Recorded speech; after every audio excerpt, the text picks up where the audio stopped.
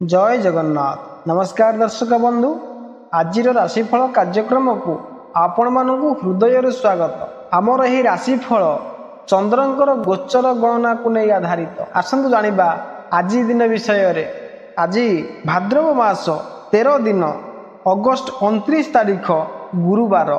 आज तिथि नक्षत्र है भाद्रव कृष्ण पक्ष एकादशी तिथि राति 3:84 पर्यंत रहुछि।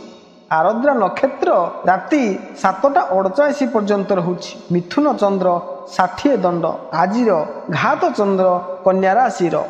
आज निषिद्ध खाद्य शिंब भोजन निषेध।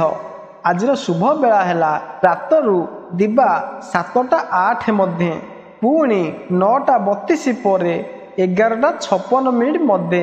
ए आज दिन विषय। आसतु जानिबा समस्त 12 राशि राशिफल विषय। आसतु प्रथमे जानिबा मेष राशि विषय। आज जगन्नाथंकर आशीर्वाद रे आपणकर प्रत्येक कार्य उत्साह देखा मनरे फूर्ति एवं सतेज अनुभव करिवे। पारिवारिक वातावरण खुशी एवं आनंदपूर्ण रहिबो। मित्र मानक सहित आनंदरे समय काटिबे। मातांक तरफरु लाभ हेबो। यात्रार जोग रहिछि।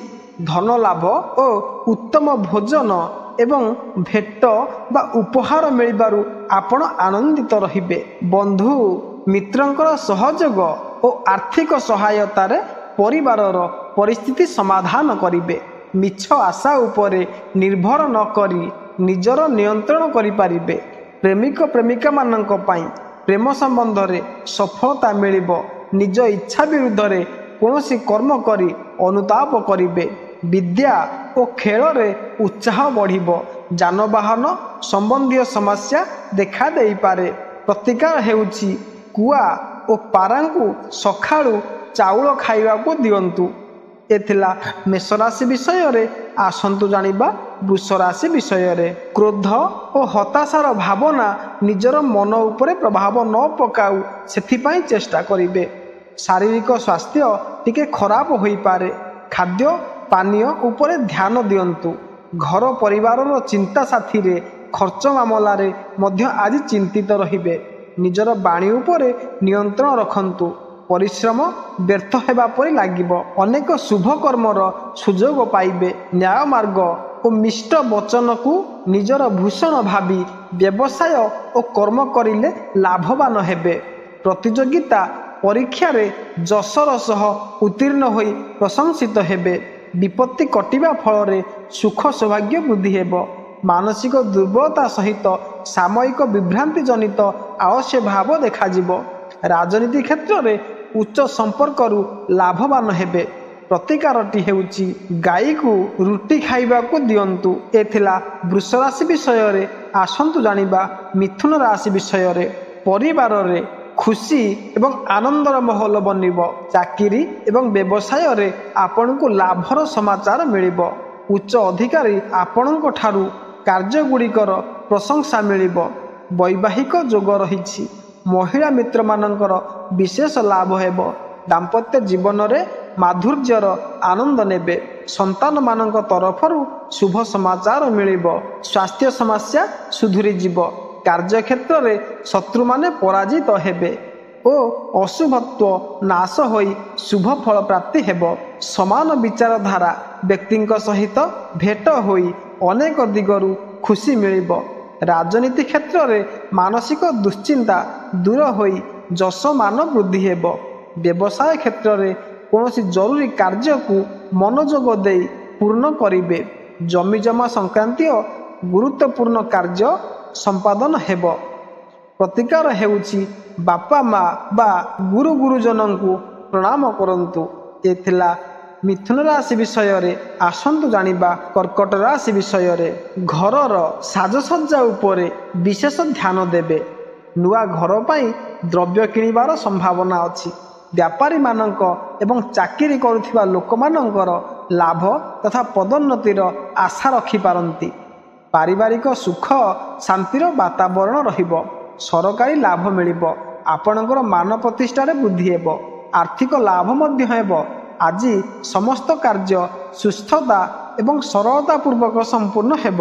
ଆର୍ଥିକ ସ୍ଥିତି ସନ୍ତୋଷପ୍ରଦ ରହିବ। କର୍ମକ୍ଷେତ୍ରରେ ନାନାବିଧ ସୁଯୋଗ ପାଇବା ସହ ଲୋକ ସମ୍ପର୍କ ଆତ୍ମସନ୍ତୋଷ ବଢ଼ାଇବ। ମାଲି ମକଦ୍ଦମାରେ ଆପୋଷ ସମାଧାନର ରାସ୍ତା ଖୋଲିଯିବ। ବାକି ଥିବା ଅର୍ଥ ପ୍ରାପ୍ତ ହେବ।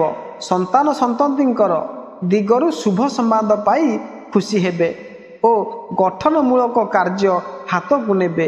ଅନେକ ସମସ୍ୟାର ସମାଧାନ ହୋଇ ପରିବାରରେ ହସ ଖୁସିରେ ବାତାବରଣ ଖେଳିଯିବ। ପ୍ରତିକାର ହେଉଛି ଦହି ବା ମିଠା ଖାଇ ଘରୁ ବାହାରନ୍ତୁ। ଏ ଥିଲା କର୍କଟ ରାଶି ବିଷୟରେ। ଆସନ୍ତୁ ଜାଣିବା ସିଂହ ରାଶି ବିଷୟରେ। ଆଜି ସ୍ୱଭାବରେ ଉଗ୍ରତା ଏବଂ କ୍ରୋଧ ରହୁଥିବା କାରଣରୁ ଆପଣଙ୍କର କାମ କରିବାରେ ମନ ଲାଗିବ ନାହିଁ। ବାଦବିବାଦରେ କୌଣସି ଅସନ୍ତୋଷର ବାତାବରଣ ହୋଇପାରେ। ସ୍ୱାସ୍ଥ୍ୟର ଧ୍ୟାନ ରଖିବାକୁ ପଡ଼ିବ। ଚାକିରି କ୍ଷେତ୍ରରେ ଅବରୋଧ ଆସିବାରୁ ନିର୍ଦ୍ଧାରିତ କାର୍ଯ୍ୟ ସମ୍ପୂର୍ଣ୍ଣ କରିପାରିବେ ନାହିଁ। ଧାର୍ମିକ ଯାତ୍ରାର ଆୟୋଜନ ହେବ। ରାଜନୀତିରେ ସ୍ୱାର୍ଥ ରକ୍ଷା କରି କଠିନ ପରିଶ୍ରମ କରିବାକୁ ପଡ଼ିବ। ଭାଇ ଭଉଣୀ ବନ୍ଧୁବାନ୍ଧବଙ୍କର ସହ ଉତ୍ତମ ସମ୍ପର୍କ ରହିବା ଫଳରେ ନିକଟସ୍ଥ ସ୍ଥାନମାନଙ୍କରେ ଭ୍ରମଣ କରି ବେଶ ଆନନ୍ଦ ପାଇବେ। ବ୍ୟବସାୟରେ ନୂତନ ଯୋଜନା ପ୍ରସ୍ତୁତ କରି ଲାଭବାନ ହେବେ। ନୂତନ ଲୋକଙ୍କ ସହିତ ବନ୍ଧୁତ୍ୱ ସ୍ଥାପନ ହେବ। ପାରିବାରିକ କ୍ଷେତ୍ରରେ ଶାନ୍ତି ଶୃଙ୍ଖଳା ଦେଖାଦେବ। ଭଲ କାମ କରି ସୁଖରେ ଦିନଟି ବିତାଇବେ। ପ୍ରତିକାର ହେଉଛି ଅଶ୍ୱତ୍ଥ ବୃକ୍ଷ ମୂଳରେ ଗୁଡ଼ ଥୋଇ ପ୍ରଣାମ କରନ୍ତୁ। ଏ ଥିଲା ସିଂହ ରାଶି ବିଷୟରେ। ଆସନ୍ତୁ ଜାଣିବା କନ୍ୟା ରାଶି ବିଷୟରେ। ଆଜି ନୂଆ କାର୍ଯ୍ୟ ହାତକୁ ନେବା ହିତକର ନୁହେଁ। ବାହାରର ଖାଦ୍ୟ ଖାଆନ୍ତୁ ନାହିଁ। କ୍ରୋଧକୁ ନିୟନ୍ତ୍ରଣରେ ରଖିବା ପାଇଁ ମୌନ ବ୍ରତ ଅଧିକ ଭଲ ପ୍ରମାଣିତ ହେବ। ଧନ ଖର୍ଚ୍ଚ ହୋଇପାରେ। ଶତ୍ରୁ ଆପଣଙ୍କର କ୍ଷତି କରିପାରନ୍ତି। ଏହାର ଧ୍ୟାନ ରଖିବେ। ନିଆଁ ଏବଂ ପାଣିକୁ ଦେଖିକରି ଚାଲିବେ। ସରକାର ବିରୋଧୀ କିମ୍ବା ଅନୈତିକ ପ୍ରବୃତ୍ତି ଗୁଡ଼ିକରୁ ସମସ୍ୟା ସୃଷ୍ଟି ହୋଇପାରେ। ଏହାର ଧ୍ୟାନ ରଖିବେ। ବନ୍ଧୁଙ୍କୁ ଅପ୍ୟାୟିତ କରିବାରେ ସମର୍ଥ ହେବେ ଓ ପରିବାରରେ ଯେତେ ସମସ୍ୟା ଥିଲେ ମଧ୍ୟ ଶାନ୍ତି ଅନୁଭବ କରିବେ। ଟଙ୍କା ପଇସା ପ୍ରତି ଅତ୍ୟନ୍ତ ସତର୍କ ରହିବାକୁ ପଡ଼ିବ। ଏପରିକି ସାଧାରଣ ଲୋକ କେହି ଲୋଭଗ୍ରସ୍ତ କରାଇ ଭାବମୂର୍ତ୍ତି ନଷ୍ଟ କରିବା ପାଇଁ ଚେଷ୍ଟା କରିପାରନ୍ତି। ନିର୍ମାଣାଧୀନ କାମ ଅଟକି ରହିଯିବା ଯୋଗୁଁ ସାମାନ୍ୟ ଚିନ୍ତିତ ରହିବେ। ସମ୍ପର୍କୀୟମାନଙ୍କ ସହ ପରୋକ୍ଷ ଶତ୍ରୁତା ଯୋଗୁଁ ବିଚଳିତ ହେବେ। ପ୍ରତିକାର ହେଉଛି କୁକୁରକୁ କିଛି ଖାଇବାକୁ ଦିଅନ୍ତୁ। ଏ ଥିଲା କନ୍ୟା ରାଶି ବିଷୟରେ। ଆସନ୍ତୁ ଜାଣିବା ତୁଳା ରାଶି ବିଷୟରେ।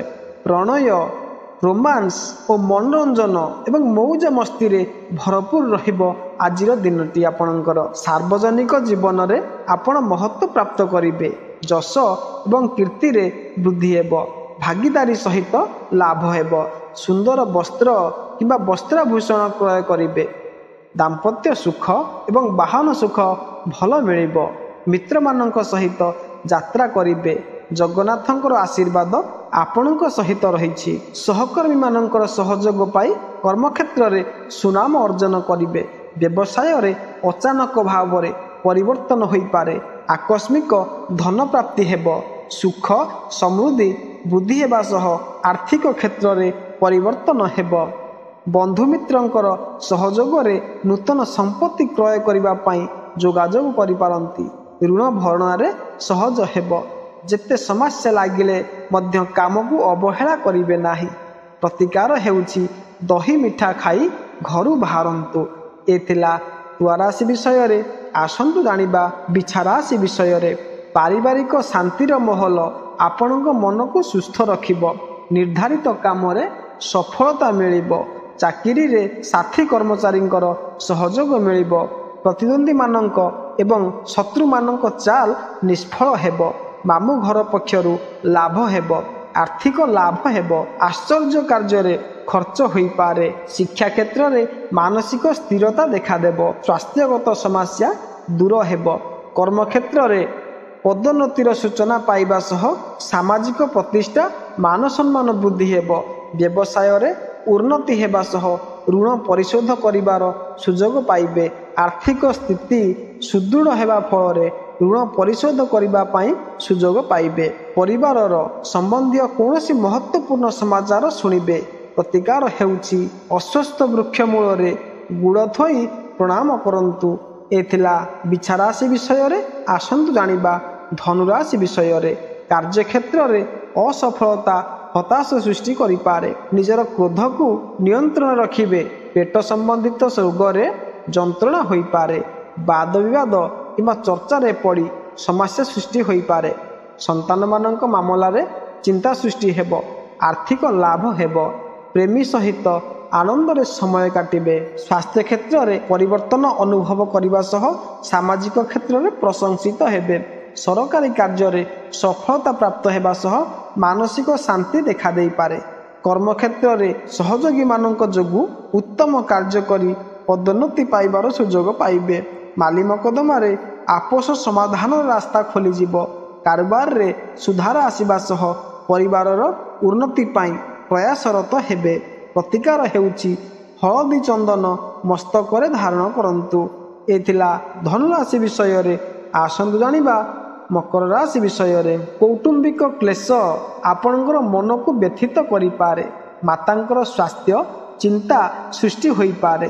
ସାର୍ବଜନିକ ଜୀବନରେ ଅପଯଶ କିମ୍ବା ଅପକୀର୍ତ୍ତି ଆପଣଙ୍କର ମାନ ପ୍ରତିଷ୍ଠାକୁ ହାନି ପହଞ୍ଚାଇପାରେ। ପର୍ଯ୍ୟାପ୍ତ ଆରାମ ଏବଂ ନିଦ ନ ମିଳିବାରୁ ସ୍ୱାସ୍ଥ୍ୟ ଖରାପ ହୋଇପାରେ। ମହିଳା ବର୍ଗଙ୍କୁ କ୍ଷତି ହେବାର ଭୟ ହୋଇପାରେ। ଶିକ୍ଷାର୍ଥୀମାନଙ୍କ ପାଇଁ ଅଧ୍ୟୟନରେ ବାଧା ଉପୁଜିବ ନାହିଁ।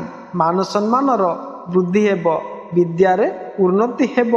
ବିବାଦୀୟ ଓ ଲଟେରୀ ବା ଜୁଆ ସଟ୍ଟା ଓ ସେୟାର ମାର୍କେଟରେ ଅର୍ଥ ପ୍ରାପ୍ତି ହେବ। ରାଜନୀତି କ୍ଷେତ୍ରରେ ପଦପଦବୀ ଲାଭ ହେବା ସହ ସମ୍ମାନ ଲାଭ ଓ ପଦମର୍ଯ୍ୟାଦା ବୃଦ୍ଧି ପାଇବ। ଘରର କେହି ଉନ୍ନତିର ବିଶେଷ ସ୍ତରକୁ ଉଠିଯିବେ।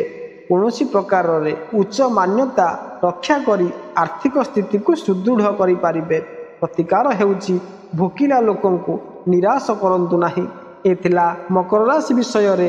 ଆସନ୍ତୁ ଜାଣିବା କୁମ୍ଭ ରାଶି ବିଷୟରେ। ଆଜି ଆପଣଙ୍କର ମନ ବହୁତ ଆଶ୍ୱସ୍ତି ଅନୁଭବ କରିବ। ଶାରୀରିକ ସୁସ୍ଥତା ଆପଣଙ୍କର ଉତ୍ସାହ ବୃଦ୍ଧି କରିବ। ପଡ଼ୋଶୀମାନଙ୍କ ଏବଂ ଭାଇ ଭଉଣୀମାନଙ୍କ ସହିତ ଅଧିକ ମେଳମିଳାପ ରହିବ। ଘରେ ମିତ୍ରମାନଙ୍କର ଆଗମନ ଆନନ୍ଦଦାୟୀ ରହିବ। ପ୍ରିୟ ବ୍ୟକ୍ତିଙ୍କ ସହିତ ଏବଂ ଭାଗ୍ୟ ବୃଦ୍ଧିର ଯୋଗ ରହିଛି। ସ୍ୱାସ୍ଥ୍ୟରେ ପରିବର୍ତ୍ତନ ହେତୁ କାରବାର ଓ ବ୍ୟବସାୟରେ ଉନ୍ନତି ହେବ। ପରିବାରର ସୁସ୍ଥ ବାତାବରଣ ଜାରି ରହିବ। ରାଜନୀତି କ୍ଷେତ୍ରରେ ପ୍ରତିଷ୍ଠା ପ୍ରତିପତ୍ତି ବୃଦ୍ଧି ପାଇବ। ଆୟ ବୃଦ୍ଧି ହେବା ଫଳରେ ଆର୍ଥିକ ଉନ୍ନତି ହେବ। କୋର୍ଟ କଚେରୀ ମାଲି ମକଦ୍ଦମାରେ ବିଜୟୀ ହେବେ। କର୍ମକ୍ଷେତ୍ରରେ ରାଜକୀୟ ସମ୍ମାନ ମିଳିବ। ଅଧ୍ୟୟନ ଅଧ୍ୟାପନ ଓ ଅନୁସନ୍ଧାନ ପରି କାର୍ଯ୍ୟରେ ସଫଳତା ଅର୍ଜନ କରି ଆନନ୍ଦିତ ରହିବେ। ପ୍ରତିକାର ହେଉଛି ବାପା ମା ଗୁରୁଙ୍କୁ ପ୍ରଣାମ କରନ୍ତୁ। ଏ ଥିଲା କୁମ୍ଭ ରାଶି ବିଷୟରେ।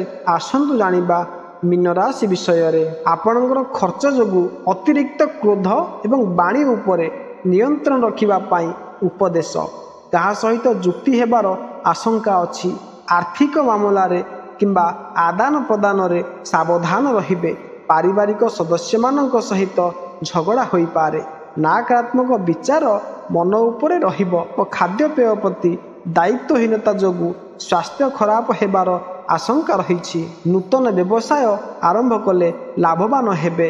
ଯାନବାହନ ଜାଗା ଜମି ଗୃହୋପକରଣ ଆଦି କ୍ରୟ କରିବା ପାଇଁ ଋଣ କରିଲେ ଋଣ ମିଳିଯିବ। ନୂତନ କର୍ମନିଯୁକ୍ତି କ୍ଷେତ୍ରରେ ସଫଳ ହେବେ। ପୁରାତନ ରୋଗର ଉପଶମ ଫଳରେ ମନ ଶାନ୍ତି ରହିବ। ବ୍ୟବସାୟରେ ଉନ୍ନତି ହେବା ସହ ଲାଭବାନ ହେବେ। ବନ୍ଧୁମିତ୍ରଙ୍କର ସହଯୋଗ ପ୍ରେରଣା ଓ ଆର୍ଥିକ ସହାୟତାରେ ସୁଖ ସମୃଦ୍ଧି ବୃଦ୍ଧି ହେବ। ପ୍ରତିକାର ହେଉଛି ମାଦକ ଦ୍ରବ୍ୟଠାରୁ ଦୂରେଇ ରୁହନ୍ତୁ। ଏ ଥିଲା ସମସ୍ତ 12ଟି ରାଶିର ରାଶିଫଳ ବିଷୟରେ। ଯଦି ଭିଡ଼ିଓଟି ଆପଣମାନଙ୍କୁ ଭଲ ଲାଗିଥିବ ତେବେ ଲାଇକ୍ କରିବେ, ସବସ୍କ୍ରାଇବ୍ କରିବେ। ତେବେ ରହୁଛି ନମସ୍କାର, ଜୟ ଜଗନ୍ନାଥ।